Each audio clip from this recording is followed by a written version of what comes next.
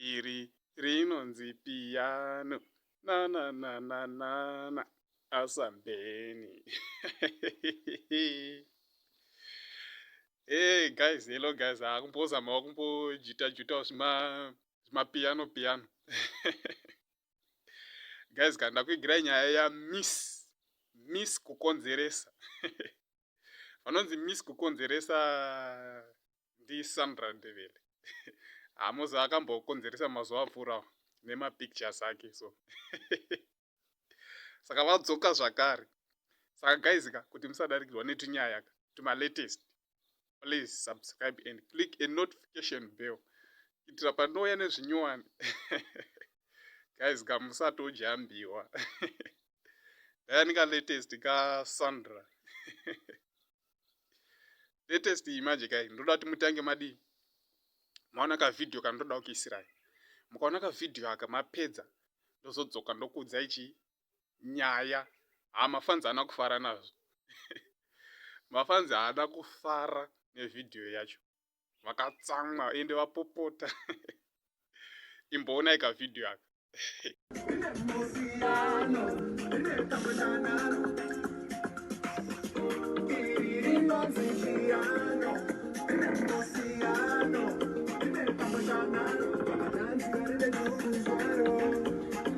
Congratulations to my little brother, Zot7. Today is to post Siwa Pela City. Asambeni. Yeah. Let's feel a piano. When I get, please follow him. Go Instagram, go Facebook, go Twitter, Zot7. Ziyakubayo. Asambeni. Yeah, that's okay guys. Video maiona. Nauirapa manje ndekuti mafans acomplain. Nenyaya yechi ya cameraman angachidi akagura Sandra asingamubudise body yose. Vanhu vachida kuona Mandebele kuzasu.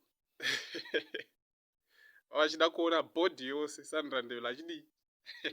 Vanhu vachema. Acomplain mafans kuti iwewe cameraman toda kudzinga basa. Hanzi rutovata pabasa. Ndichakuisira V11 munyatsokuona kuti mafanzi haana kufara nazvo. Aise uchitora face chete tinoda kuona zviri kuzasu. Timuka. Mafanzi haana kufara.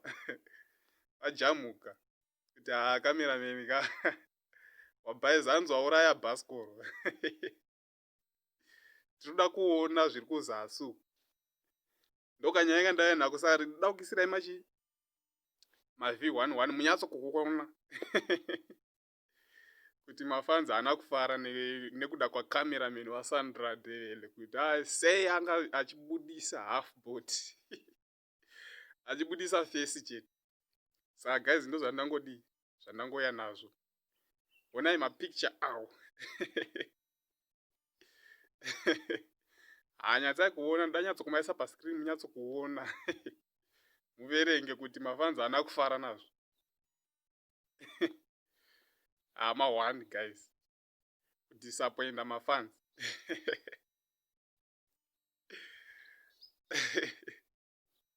Muri kunyatsoona here mapicture guys.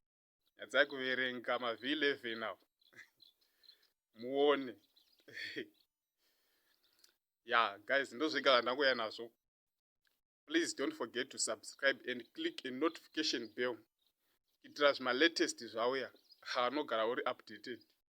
Thank you guys.